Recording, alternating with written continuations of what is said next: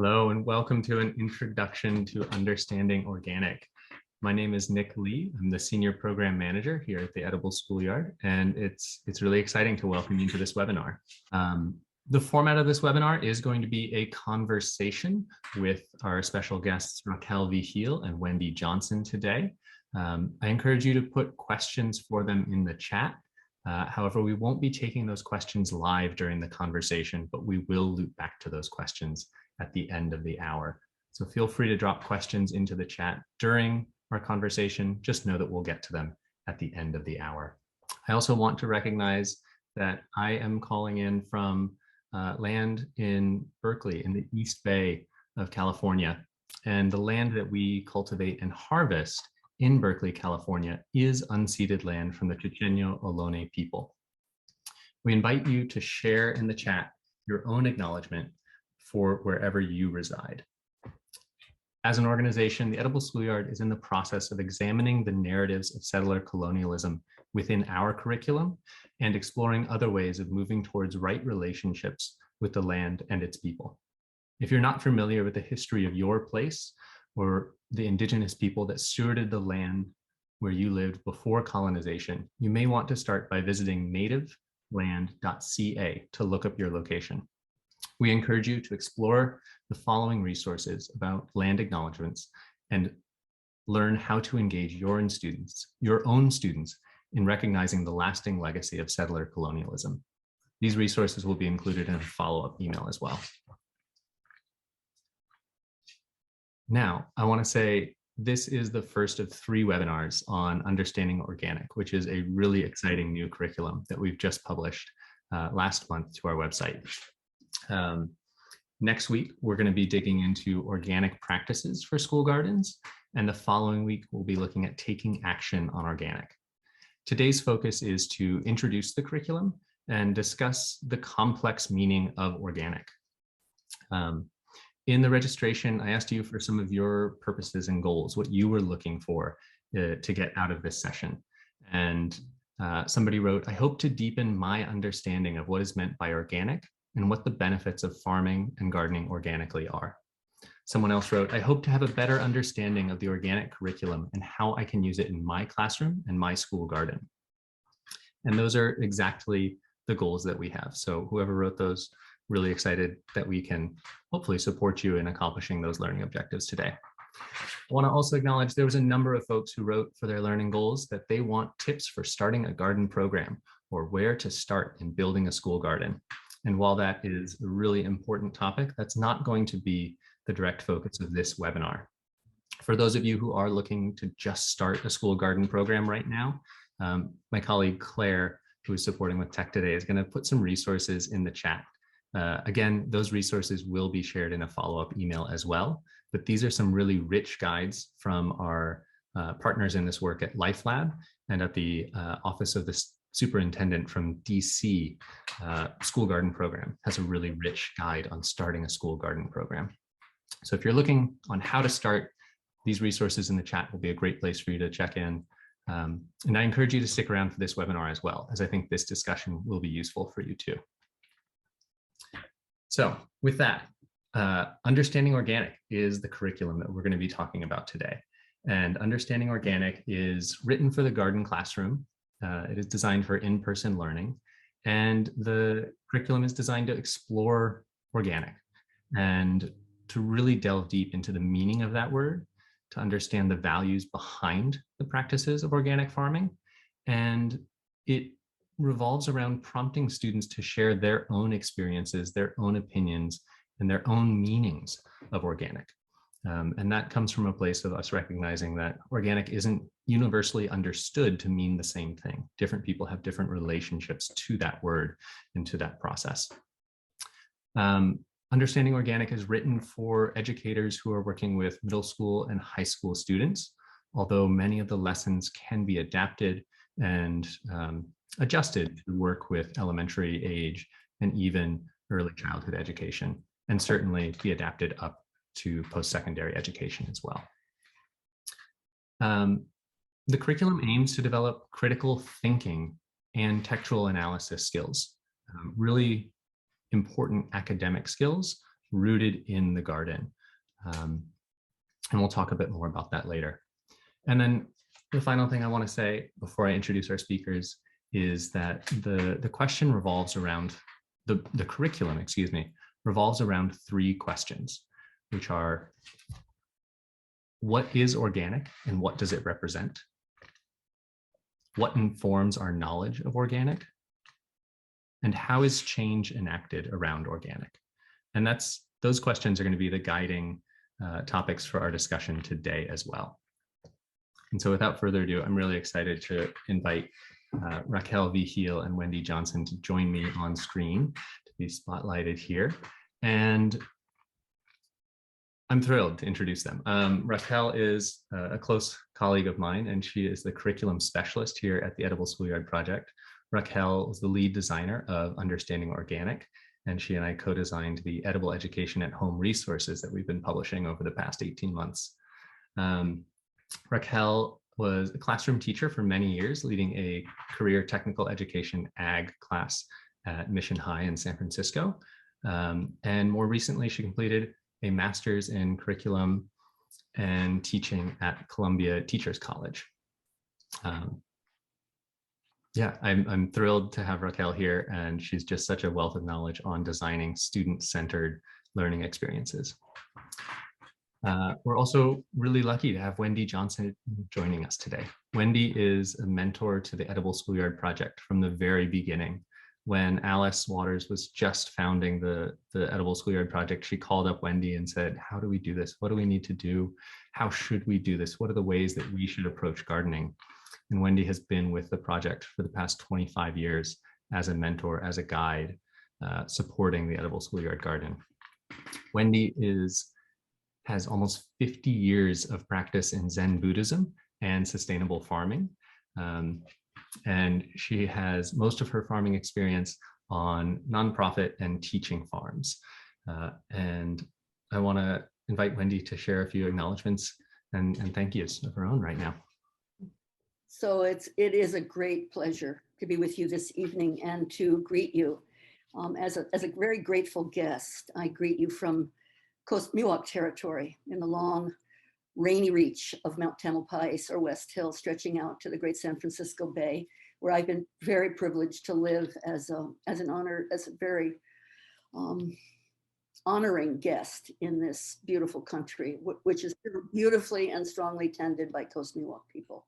So beginning with that acknowledgement, and of course, beginning with gratitude for the gift of good land, for the gift of land that has been stewarded, cared for, and shared for generation after generation. So beginning with groundedness and gratitude to the land, and then expanding to express deepest gratitude for the Edible Schoolyard program and for the original founders, for Alice Waters, for the friends and beings at the Martin Luther King Jr. Middle School for 25 plus years of deep, full, loving work, fierce work, advocacy for young people in the 10 directions. So huge gratitude for the Edible Schoolyard program and for the young leaders that are guiding us today, Nick Lee and Raquel, and the whole team behind. So gratitude for the teachers, and for each of us, gratitude for the teachers that have inspired us and held us, and for the opportunity to meet in these extraordinarily chaotic and consequential times, with the full recognition that we're facing a time of true unknowing how to move forward, and also the challenge of this being the very best time to be alive and to be serving. So I am awash with gratitude on this rainy afternoon and really eager to engage in this important conversation. So thank you, dear ones, for making it possible to be together this special day, full moon day. Thank you. And more to say, it'll come out later. Thank you, Wendy. You're welcome. You're welcome.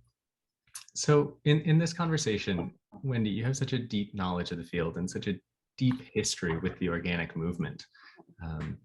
And Raquel, you brought this curriculum to fruition, really carefully crafting learning experiences for the students who are going to go through this curriculum, who will have the experience of learning from it.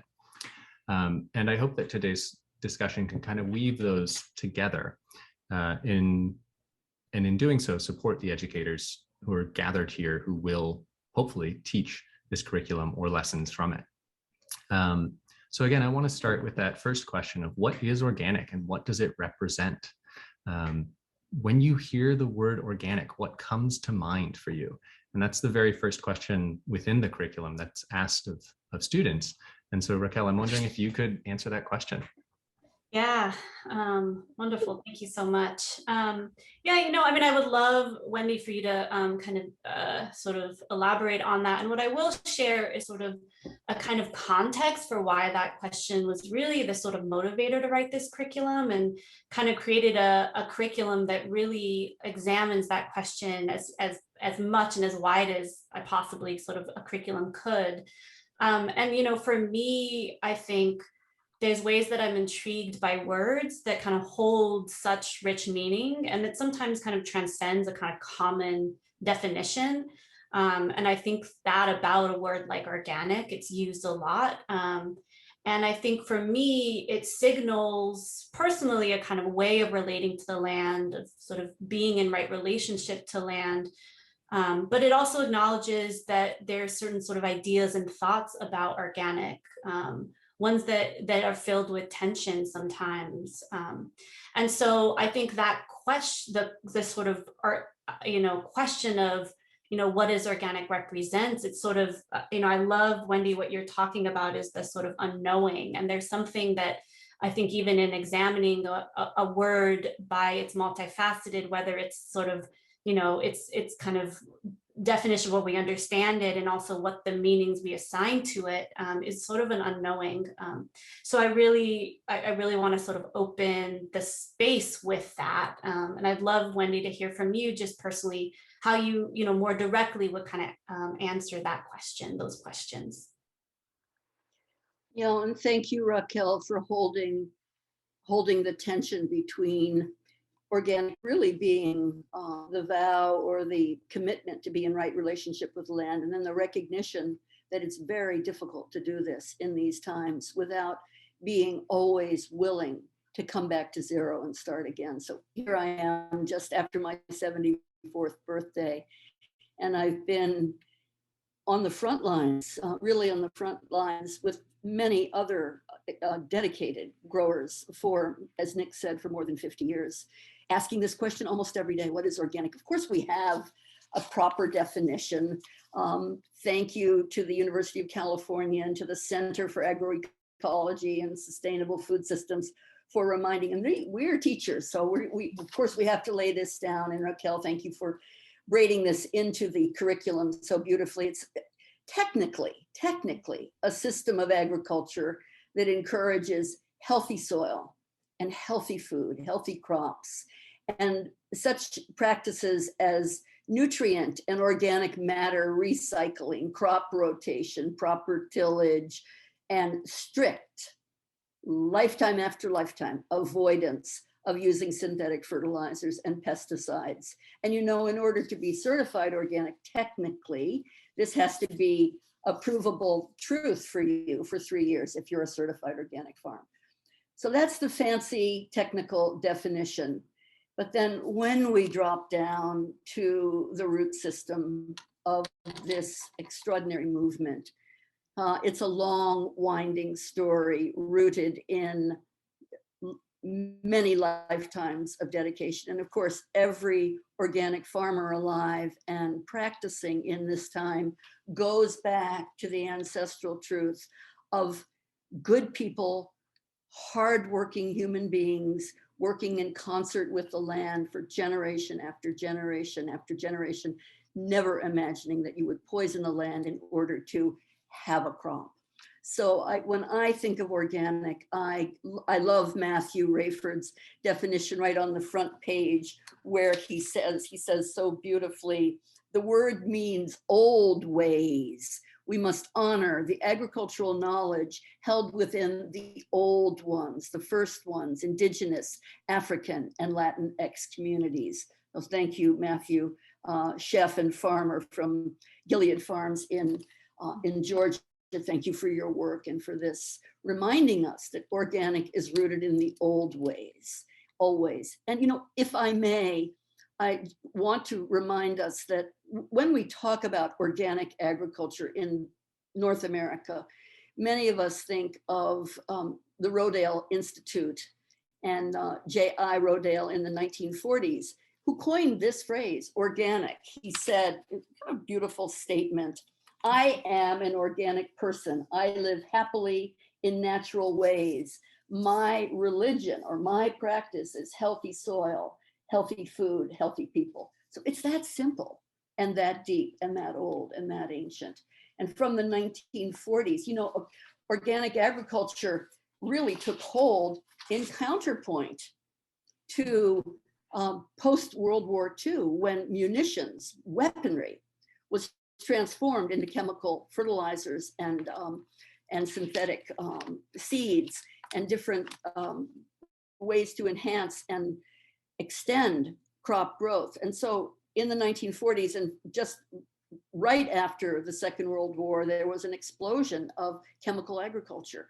And the Rodale Institute stood up to represent a different way to be. And, for a good, 70 years, this institute has been standing up and speaking out. So we look, I was saying to Nick, it would be wonderful to do a separate history, a little bit closer history of organics in North America, because it's instructive, beginning in the 40s and then in the 50s, when chemical agriculture continued to grow and prosper to our horror, and DDT was beginning to be sprayed on the land. People were having definite negative, I get so upset about this, I can hardly talk. But anyway, people and beings and land were having hard reactions to the spraying of chemical agriculture to enhance crops, to use crops. And so the organic movement was based on a commitment to growing food in the old way, in the true way, and to asking the land to share the bounty without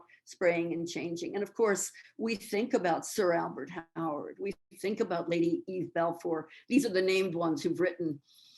We think about Rachel Carson and the Silent Spring, written right in the beginning of the 1960s, noticing the effects of this kind of untoward movement against the natural way to farm, or the ecology of good farming. And the organic movement, has really been in direct relationship to pushing back against this way of living. So there's so much more to say. I don't want to go on and on, but I do want to note that particular challenge and conflict. And Raquel, you mentioned it right away. Organic means, when you put forward organic agriculture, there's the presumption that this is the good way and the bad way is the chemical way. And in fact, we've been learning and practicing together so that we see beyond good and bad, beyond all the binaries that bind us. How do we grow good food, share it, bring it to the table, and serve our students food that is culturally appropriate, available, moves toward the direction of health, and is served with absolute love and affection and open-heartedness. Yeah. So I take a breath, maybe, and acknowledge what a challenge it is to look at this. And I only got us up to the 1950s and Rachel Carson, and there are so many other writers who are or beings who've been helping in this movement, helping us be turning toward an ecological way to grow food and be grown by food, and to remember that food is always a relative, and the connection with the land is through relationship and through the unfolding of commitment in a loving way, a loving, direct, and challenging way. So for me, organic is not comfortable. It's a vital, brilliant, problematic, and exceptionally important commitment to grow food without poisoning ground, food, water, land, people, air, any of the elements, and more, this is so important.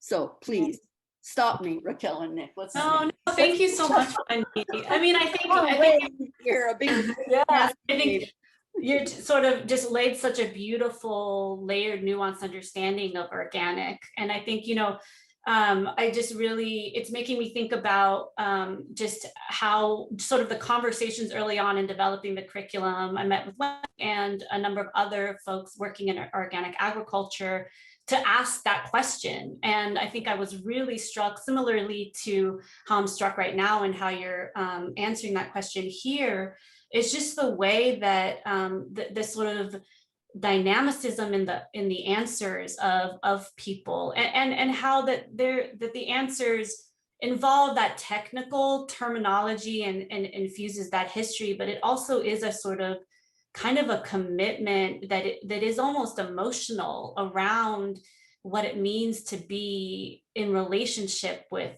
the other than human world. Right. And I think that what that gives us about being, I think even a sort of sense of humanity as well. And so just the ways, and also just bringing in that, that these are such ancient practices, and that these are also practices that have been formed and form and take shape and are evolving, and I think that that's what's been just such a gift in getting to write this curriculum, is getting to be in the space with folks where I get to sort of, where I learned so much in just having and asking that question and asking that question again, and asking that question of myself and asking that question of, the young people I have in my life, and just the different responses that sort of get brought up, I think is really beautiful. Right. And, I want to acknowledge, thank you for saying what you're saying, Raquel. I do want to acknowledge how much time, effort, energy, love, and real creative connectedness you and Nick have offered to this curriculum, and everyone you've worked with. And of course, that includes the students and the carrots lying quietly on the cutting board and all the many beings that help make this curriculum possible. And, I think of this curriculum as a seed, a good seed that, as each seed is a long winding story. We hold, if I pick up this beautiful bear paw bean, this beautiful bear paw bean or scarlet runner, the intelligence in this seed is so vast beyond measure, and the seed has evolved with the human hand moving and casting the seed onto the ground. And so to respectfully look and try to understand organic is a deep work. It's a lifetime of work, and really appreciate your effort to create and offer this curriculum. Yeah. I want to steer us towards, Raquel, you mentioned the conversations with young people. Yeah. And that's who most of us on this call are working with. We're educators working with young people around teaching them how to grow food. And I don't want to ascribe this to the young people that you work with, but often in situations I've experienced, bringing up organic and getting negative reactions from students, and it being something that to them means something very different. It's representative of an elitism. It is that, as Wendy, I think you said, that judgment of good and bad, and that judgment is almost so baked into the broad understanding of what organic is that it's challenging or almost a non-starter for many students to talk about organic. And this is something that we talked about, and Raquel, you've talked about the conversation you had with your little brother, and I'm wondering if you could share that and how that influenced the design of the curriculum. Yeah, absolutely. I mean, I think, sort of, I design curriculum at home at this moment. And so really, and I'm constantly, at the time when I was thinking about writing this curriculum at the beginning stages, my brother is sort of, 10 feet away doing Zoom schooling. And the beautiful opportunity there is I got to really have conversations and try out a couple of different instructional things I was thinking about. And he'd give me really direct feedback, because he's like not shy to be like, this sucks. Like, no, it doesn't work. It does work. Like, be really, really honest with me. And so I was really mulling over this sort of, how do I engage with organic in a way? I don't think I, at the time, even could totally articulate what I was trying to figure out around where organic is. If I start to think about organic, what is the technical, but it involves these other things, and it does involve this sort of relationship to, organic that assumes it to be this elitist thing. And that, how do I unpack that, sort of feeling that was a lot, and so I just decided to kind of, I think the simplest questions create so much room for complex conversations. And so I really just asked him that question of what is organic? When you hear the word, I think the question was, when you hear the word organic, what comes to mind? And I was fascinated with his response. I mean, his response was like, he had a sort of sense that it was about the environment, it's good. He knew it was good. And the second thing he said was like, it's a ripoff. And I was like, that's fascinating. So as we can kind of continue this conversation, we ended up talking for like 30 minutes to an hour where, he was sort of clarifying this relationship of sort of this way that he has sort of understood organic as being the more expensive version of things that he likes, which is a really fascinating, and that kind of opened up a dialogue around, what do we value? Like, how do we buy things about how we value, and how that doesn't necessarily translate into that we fully see the full understanding of the cost of things. And, it allowed me to kind of clarify for him some different points. And I think really it was like that conversation was so generative for me, and like both, it was just so engaging and he was engaged. And so there was like sort of a way that I really wanted to honor, his experience and his, and which involve a sort of internal tension, possibly with how it conflicts maybe with my views, or that how it requires some sort of teasing out. I was really conscious and always conscious with him not to say, no, that's not true, right? Like just sort of like shut him down about his opinions, but to actually, approach the conversation with honest curiosity and dialogue. And so I think in writing this curriculum, that has been sort of really the focus, is how do we create, the environments to have open dialogues, so that we can digest and sort of understand our individual perspectives. And, for me, any conversation, anything that's around sort of an issue-based, and I kind of, in the introduction, an overview of this curriculum, I kind of call it an issue-based curriculum. And when I say that, what I really mean is that like, it's sort of acknowledging that there's a history there, that there's sort of, it kind of, there's a sort of political, socioeconomic context, right? So that this, as we understand, organic is not necessarily a neutral thing. People have opinions and misconceptions, that require, that sometimes get in the way of really seeing sort of that root of that meaning, that deep relationship that's there, that gets, evoked and understood in the conversations of having people who are doing this work in the field. And so it's really sort of, the curriculum is really kind of spiraling and attempting to offer resources to kind of really complicate the conversation, and to sort of, uproot our understanding, so that we can come to a sort of collective way of engaging, and also to sort of acknowledge that. I think, we oftentimes, again, we have these ways of, our classroom are structured that teachers hold the knowledge, and students, are just sort of there to listen to what we know. And I really always am finding and wanting to challenge those structures. And also in that, like, I think our best effort to sort of engage is really to engage in dialogue first, and meet at a common ground before we can kind of move forward with anything. And so I think it was sort of learning through the conversations that I have with folks, and allowing and creating the structures and a curriculum that maybe can attend to those kinds of engagements, was sort of the goal for me. Yeah. Wonderful. Thank you, Raquel. Wendy, I want to tap into your history with the organic movement, and as Raquel was talking about, this curriculum aims to introduce students to organic, to highlight the values that inform the practices. And I'll say we made the choice in writing this curriculum not really to include much of the history of the codification of organic, of all the meetings that you were present at with the rules committees, and discussing what that was.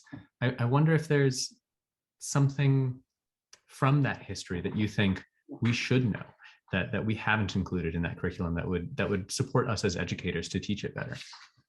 Yeah, thank you, Nick, and thank you, Raquel. We've spent, just to be fully transparent, to the community, because we are teachers and learners, primarily learners on the front lines.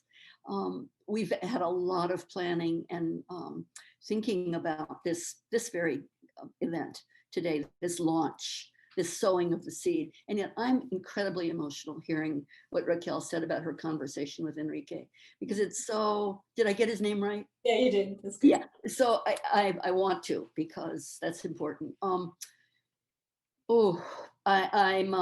remembering many years ago, a gorgeous pumpkin field at Zen Center, at Green Gulch Farm Zen Center, where I trained for 25 years under the tutelage of two extraordinary regenerative agriculture teachers of the highest order, a person from the Yurok tradition, and British madman Alan Chadwick. So I'm very well trained in the practices and principles of organic. The field was beautiful. It was a rainy autumn day like today, and there were punctures in 2 or 3 of the big pumpkins. And I thought, what happened? And somebody said, I saw Sean, a kid who just moved from the city, marching around the field, brandishing an irrigation spear and puncturing the pumpkins. I was so horrified, I didn't say anything. I thought, you chicken, but I found Sean. And I said, Sean, what's going on? Did you puncture the pumpkins? He said, yeah, but you can get more. I said, where does food come from, Sean? Just trying to be chill, but not succeeding. From the Safeway, he said. Of course, it's a young person from San Francisco who's just moved out to the Zen Center, to the farm. So I stopped and I said, well, where does Safeway get food? And he said, from another Safeway and another Safeway and another Safeway. And I thought, this is more accurate than anything I could say. And it is his lived experience, and I better listen. So rather than punishing him, we spent some time really talking about these particular pumpkins, and to his happiness, he agreed to come into the kitchen. We gave him a big cleaver. He chopped apart all the pumpkins he had pierced, whacked them up, and made pretty decent cuts for a delicious pumpkin soup, which actually he did not like, but he really liked brandishing the cleaver. And I never forgot that connection. And so when I hear Enrique asking you this, I go back in time to 1989 when, see this beautiful apple I'm holding up. I know this seems very biblical, but this is a tree ripened McCown apple from the great northeastern seaboard.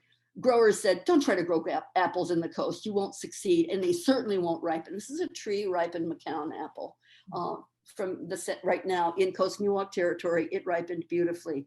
But in 1989, we were at a point in the back to the land movement where a tree ripened apple that wasn't this red just wasn't good enough. And so these growth hormones, LR, were sprayed on trees with impunity. There were no regulations to stop it.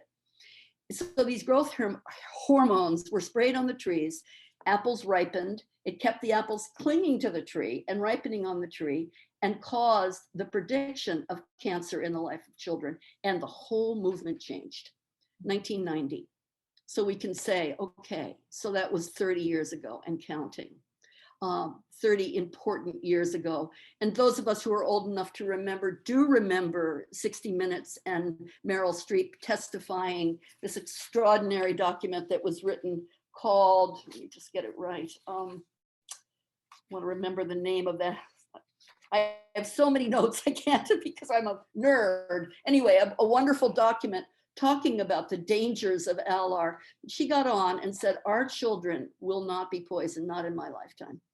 And the movement changed, and the organic movement that, and this is for you, Nick, we've got to make some rules and regulations. We can't just throw it out there and not make rules and regulations. And I'm grateful to the beautiful graphic that that Nick and Raquel have done for this. Maybe you can put it up, Nick, and we can look at it. Because it's this is important, team. So you notice right here on the graphic, we see that in 1990, Congress passed the Organic Food Protection Act that established marketing and production standards and facilitated interstate commerce of organically produced fresh and processed food. And in 1992, sorry, Enrique, this is when the government got involved and everything started to change. The USDA, the United States Department of Agriculture, I can't believe I'm even speaking, anyway, established National Organic Program, the NOP, and appointed a National Organic Standards Board so that poisons like alar, and I'm going to call it what it is, it's a chemical poison, would not be sprayed on healthy, beautiful fruit, the gift of generations, warm hand to warm hand, growing in the Kazakhstan mountains in Western Asia, flowing down through time and the river flowing to our tables. We will not allow these apples to be poisoned and then served in school lunches to children. And at that time in my life, I took a turn and thought, yes, I'm happy to be practicing meditation, but I want to make sure that I am privileged enough to work in public schools to make sure that no chemically affected foods will sneak into public commerce and across the tables and be served in our kitchens. So my husband, this morning in honor of today, he squeezed or he buzzed some of these delicious apples. And it took all day for the good juice of the truth of what we're doing to settle. And what rises up to the top is the pulp. We skim off the pulp and get to the sweet taste of what it means to really work lifetime after lifetime to make sure clean food is served to children.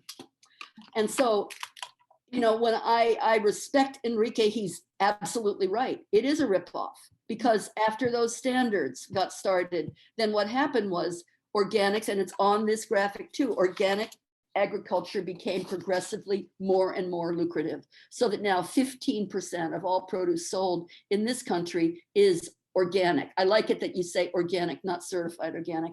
And this organic produce accounts for 43%. 43% of all the produce sold is organic, certified organic. And in the last decade, the organic food market annual sales have grown because they are a ripoff. He's right. These food sales have grown from 23 billion to $61 billion in 2020, almost 6% of the food sold in the United States was certified organic. And hard work from us, those of us on the front lines. No, you're not going to irradiate food and have it be labeled organic. No, you're not going to be able to use genetically modified organisms and have it be labeled organic. No, you're not going to be able to spray any kind of chemical so-called enhancement on the ground and have it be certified organic. No, no, no, no. And stand up. I think of Izzy Martin and other really good farmers in California who said, I've got to leave the fields and go to Washington and fight, because otherwise we're going to lower the standards and nastiness is going to come through and we won't be able to taste the sweetness of a tree ripened fruit if we're not careful. And especially if people falsely label it as certified organic. So, and that's only an inch of how I really feel about it. So that's, this is an important issue. And also your little brother's assessment is right. We've lost our way a little bit and gotten too fancy, too special. And what children have access to these apples? Mm-hmm. All children should have access to these apples. Or if it's not the cultural gift of their tradition, they should have access to food that is grown beautifully, healthily, and with full intention and good practices and principles. Couldn't agree more with that. How do I really feel about this? So, I think what you've done there is you've brought up so brilliantly that there's a million issues within organic. There's right. So many layers to this, right? We have certified organic salad fields that are laser leveled and thousands of acres just 80 miles south of us in Salinas. And who's doing the work and who's not getting paid. Right. And that is, I would argue, better than having a non-organic field in its place. And it is different than the type of farming that you have practiced and are advocating for in your life. Right. Yeah. And I think that what this curriculum again tries to do is it tries to bring nuance. It tries to bring so many of the issues like that forward within the curriculum without saying there is a right answer to this. Right. And I think that's really part of the what I like most about this curriculum is it doesn't say here is the right answer. Here is the way that this should be. And Raquel, that was a really conscious decision that you made, that this curriculum should center and prioritize critical thinking and center and prioritize the students' own opinions and perspectives, and that they should engage in textual analysis, that they should practice critical thinking, that they should be discussing issues like, should hydroponic farms be able to be certified organic or not? And I just wondering if you could talk a little bit more about that decision to center critical thinking as a practice in a curriculum around organic. Yeah, absolutely. I mean, I think that, I think it's really like when we think about, there's such a focus in schools around kind of 21st century learning skills and the ways that we're sort of preparing our students, in ways that I sort of push up against around sort of being, in the workforce. But what's important to know about is sort of what it means to prepare. To me, what matters about kind of this idea of learning skills is like what it means for students to be, in this moment, right? In the complexities of the realities of this moment, and what's at stake in many different things. And to me, it's about, creating critical, like engaging in critical thinking skills, which so deeply involves dialogue and so deeply involves, textual analysis, meaning like thinking about the different ways that we where we get our information, and thinking about media as a text, right? It's not just about the sort of like, I'm not speaking about the textbook, right? I'm sort of talking about the ways that we get information that's outside of, how we understand that, and applying a lens of critical thinking to the way we engage with that asks the questions of, how do you relate to this? How does this make you feel? What comes up for you? What about this subject, is hard for you? What do you understand?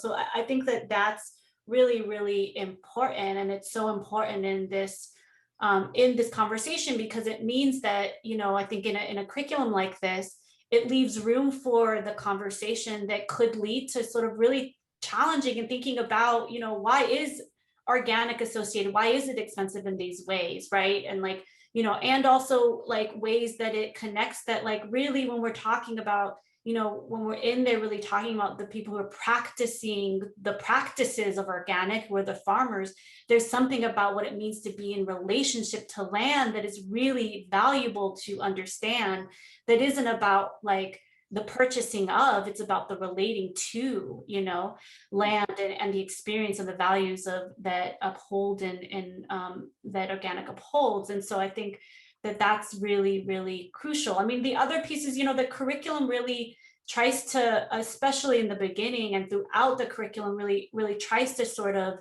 get students to push up against, okay, what does this mean for you? How is it contextualized in your community? How does it move beyond, like, how do you understand this is beyond your community because you don't have a context, like really engaging with those conversations, so that, the hope to me is that students can see that like there's so many access points, and all of those access points are valuable, right? And so, and it's about really, when we're thinking about, in the future, like how do you enact change around organic, or how do you engage with the principles of organic, it has to be about a relating to and a bouncing off of information that's collected with each other, the collective knowledge in a classroom space, and also the sort of learning that we can do as we build content and different learning experiences in the ways that we learn by listening to one another and digesting collectively and finding the path together.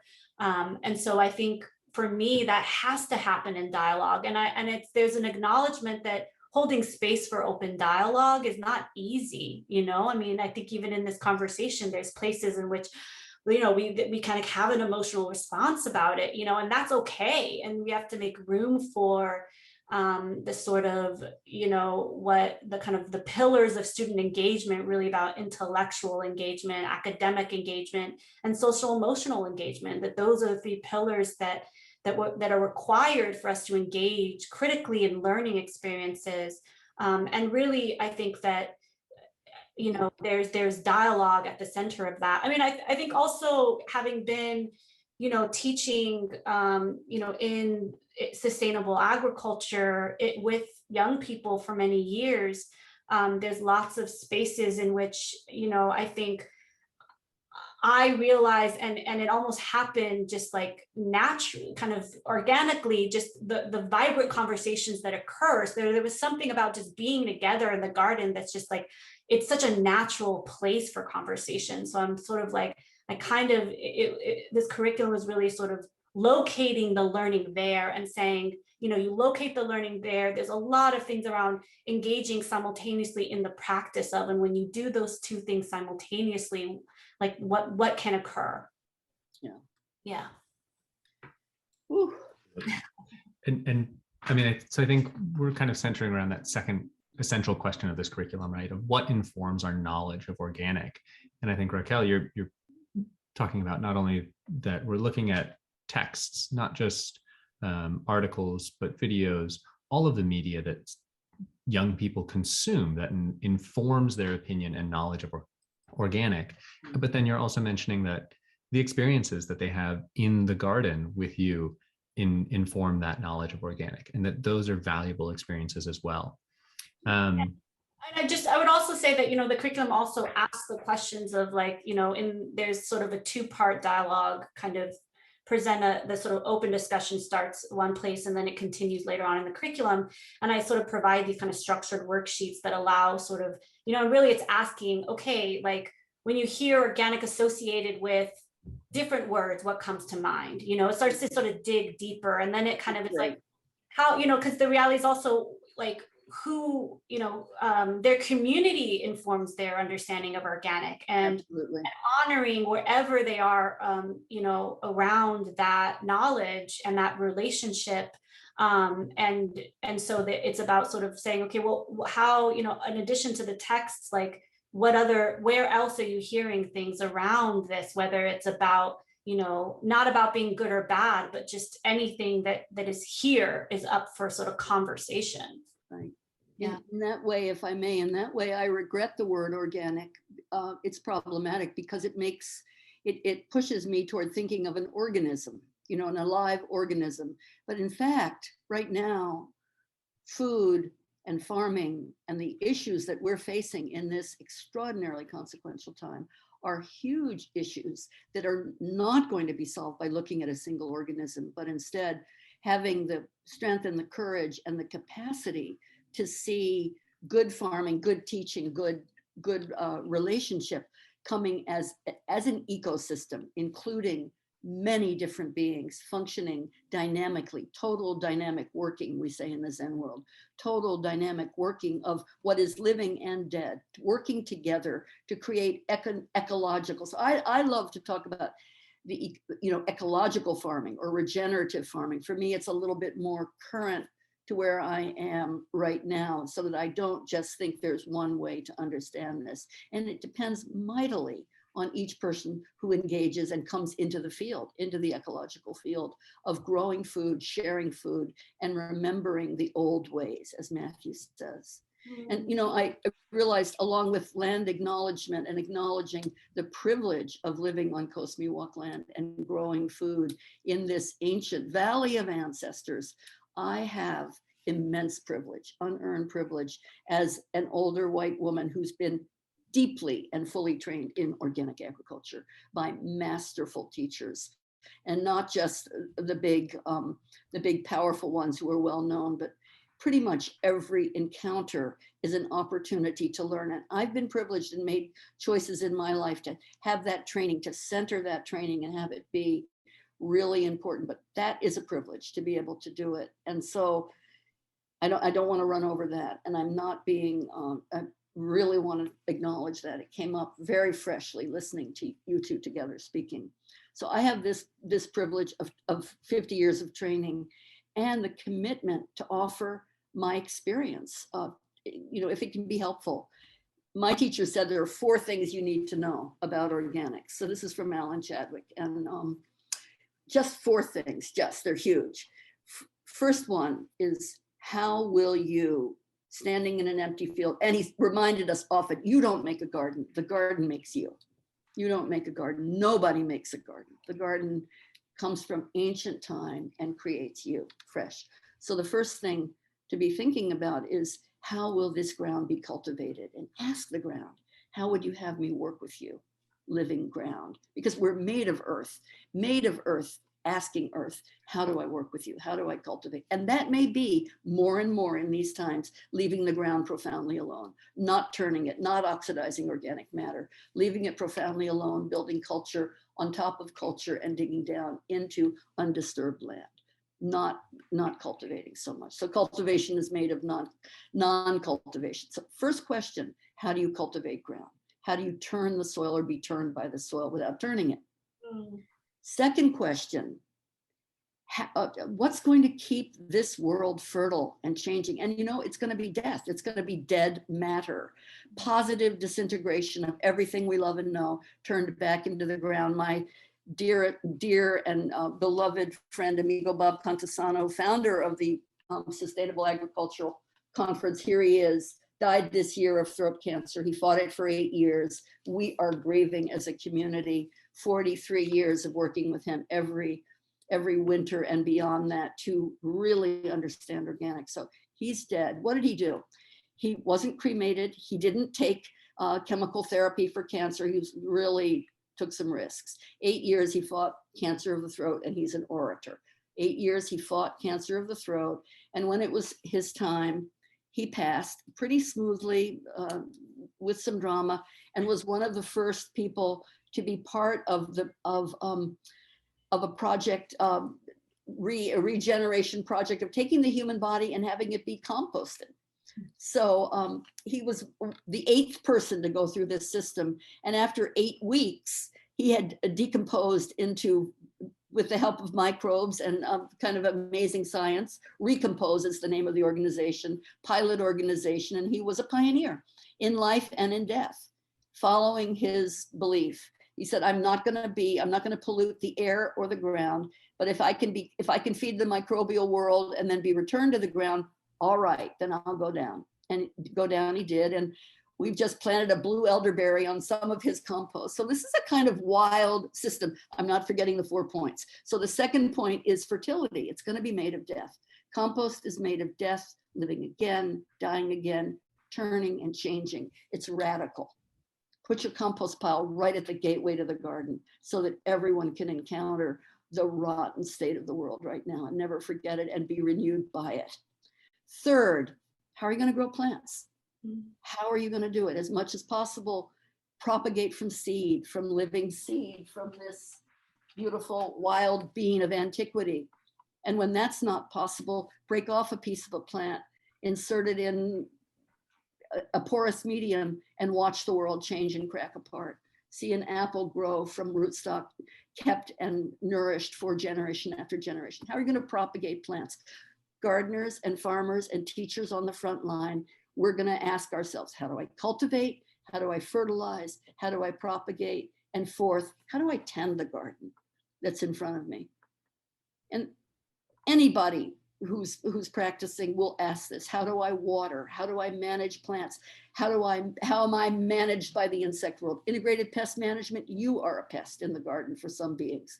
How do I manage my pestiferousness and still grow beautiful food and incorporate the truth of the more than human world, the insect world, the winged world? Consider the motto of the Sonoran Arthropod Society, consider a world that up until now you've only stepped on, and squished and pushed away. So how does the insect world teach you? How do you tend to their call? How do you tend to all of these great matters and create or be created by the garden that you touch? So this is our work, and it's a lifetime after lifetime work, and privilege and non-privilege, hunger and non-hunger, we're made of each other, and there's, we're on it. But those 4 points are really important. You need to know, what are your principles? Ask yourself. PLES. Other kinds of principles we know how to work with, but the principle ways to work, the prow of a ship pushing into water, the principe, the pinchers that grab hold of what you want to do. What are your principles? And for me, growing food and not poisoning the ground, and sharing food and making sure that all beings come to the table, including the more than human beings that have to come to the table. The bee that stung me the other day, I'm so sorry that her life had to end with my carelessness. So so know what your principles are, and you lay them out beautifully. And Nick, what about you? We get you in here too. What's coming up for you in this? I'm the elder here, so I've always been asking you, what are you feeling? What's coming up? You're not just a moderator, you're everything today.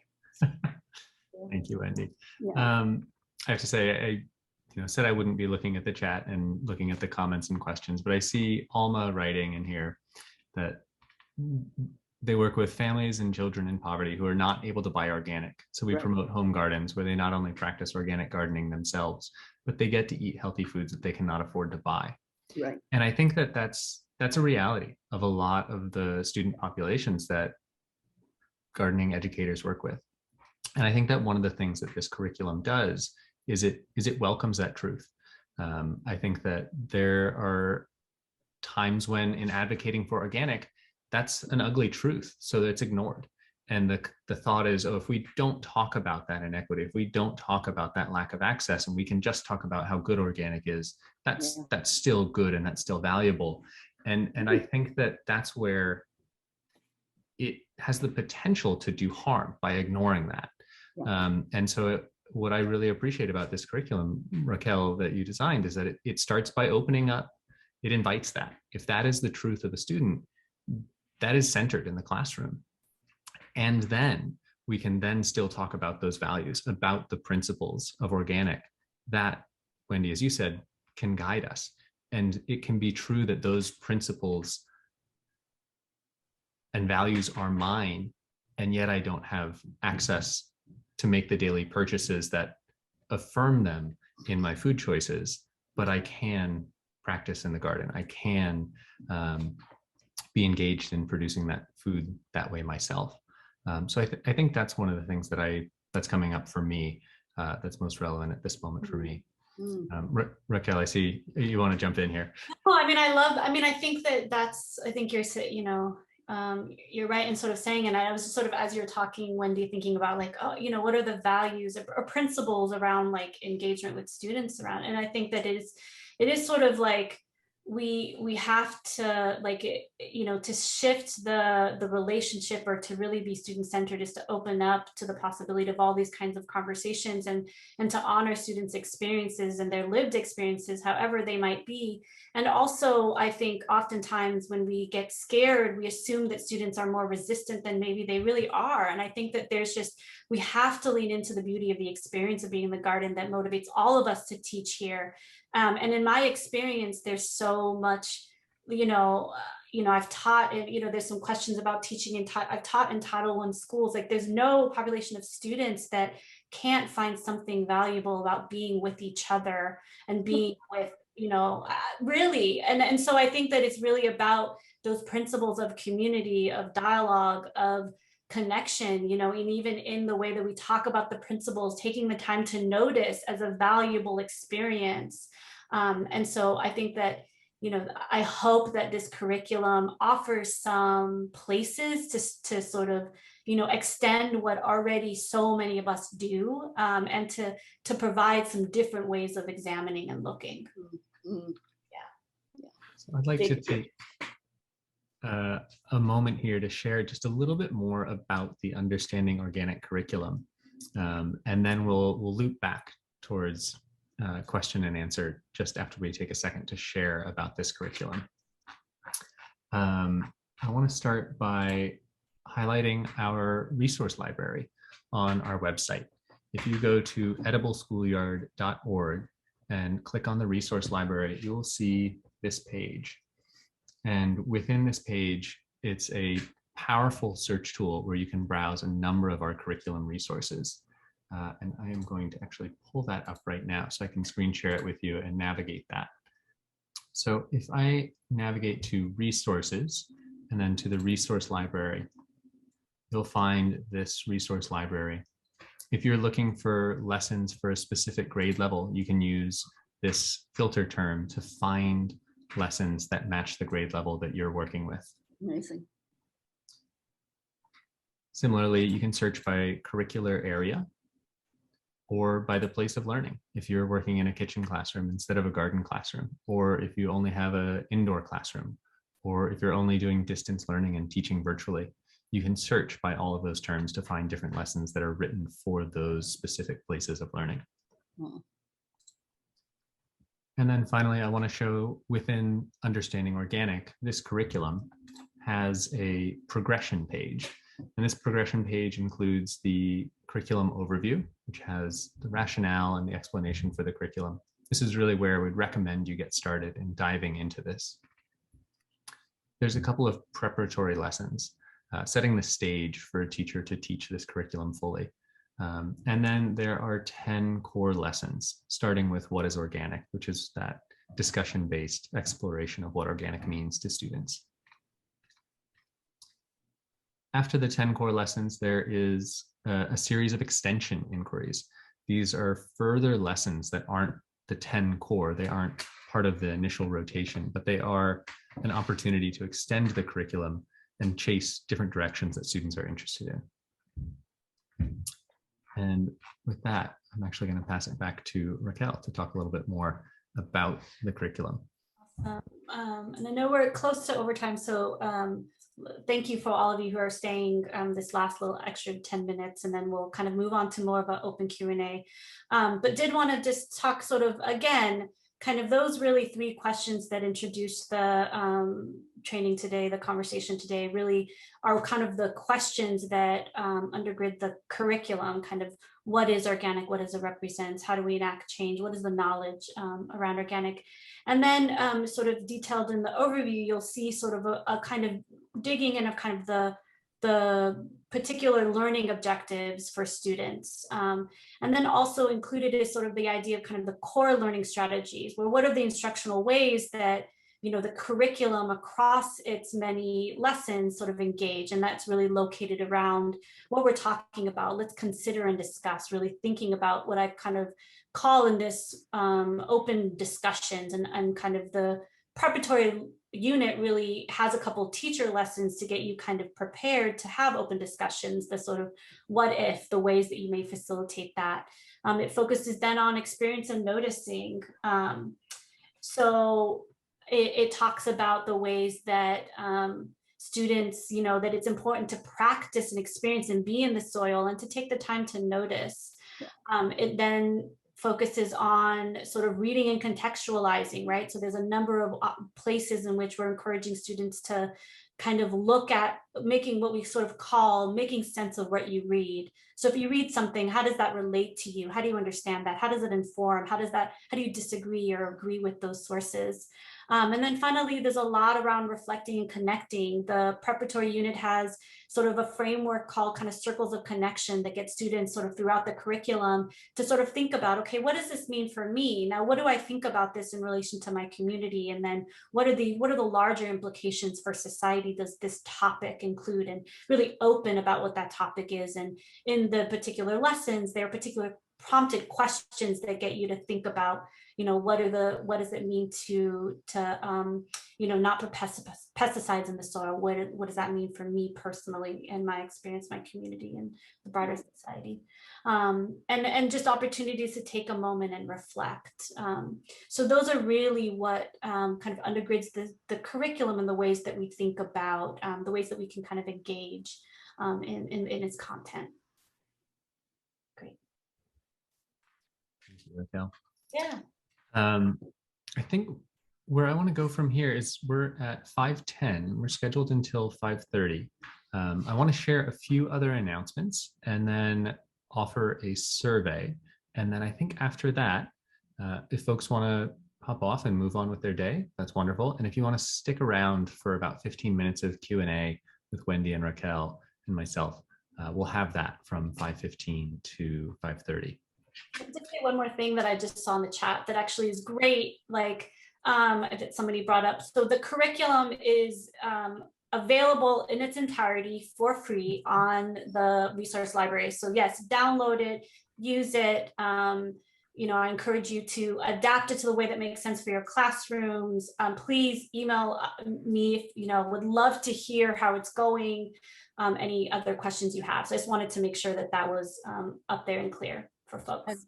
And when it's completely part of your body, you've incorporated it and it's incorporated you, tear it into nice little thin strips and feed it to the worms and let them live again the intestines of the earth, because it's going to evolve with each of you, as clearly you see with these two extraordinary leaders today, listening to them. Absolutely. Thank you for clarifying that, Raquel. A few other announcements about other events going on. Our friends over at the School Garden Support Organization and Life Lab are hosting a Growing School Garden Summit. This is going to be the first national school garden specific conference in April 2022. It'll be April 22nd through the 25th in Denver, Colorado. And the registration is open now. And they are asking for proposals for talks. So if you're interested in that, there is a link in the chat. Sounds like Jenna's going to be there. Another opportunity from School Garden Support Organization in collaboration with the University of Texas at Austin is a survey on school garden sustainability. This is, I think, the largest survey of its kind, seeking responses from school gardens. And with the data that they collect, they're going to map some of the determining factors for long-term sustainability for school gardens. And then, as a way to thank participants in that survey, they're going to actually send back a kind of a report card that uses the data, the collection, the research that they had from that to provide recommendations to you as a school garden keeper about what you can do to enhance the sustainability and long-term prospects of your garden. And then the final opportunity that I just want to share right now is something that's actually happening this week that's led by the Community Alliance for Family Farmers, or CAF. And they are leading the 6th annual California Crunch, which is an opportunity to celebrate Food Day and Farm to School Month by simultaneously sharing a bite of locally raised food with educators, students, farmers, and food professionals from all across California. To learn more and to register for the California Crunch, check out the link in the chat, and Yusuf from CAF will get in touch with you and share information on how to do that. And then finally, we have another webinar next week and another one the week after that. Next week, we're going to dive deeper into organic practices for school gardens. So today was the really heady, deep conversation about what organic means and what this curriculum aims to do. Next week is going to dive deep into some of those practices that we talk about within the curriculum and offer tips for gardeners for maintaining their gardens using organic practices. And then finally, on November 4th, 2 Thursdays from now, we're going to have a session on taking action on organic. This curriculum ends with a project that invites students to think about how they can enact change around access to organic foods or around education about organic. And that session will just be all about ways that you can support your students to be engaged in their community and to advocate for organic, or to advance organic, or to advance other causes that they care about. And then finally, as always, we have a short survey for you. Thank you for being here today. And if you could please open up this survey link. You don't have to complete it right now, but do take a minute before you log off tonight to complete that survey. That just helps us in knowing how we're doing and in designing our future resources. All right, with that, let's change the settings so that everybody can come off of mute and ask us their questions. And at this point, again, I invite you to stick around if you're keen to continue the discussion, if you have questions to ask, and if you are ready to get towards dinner or move on with your evening. Thank you for joining us tonight.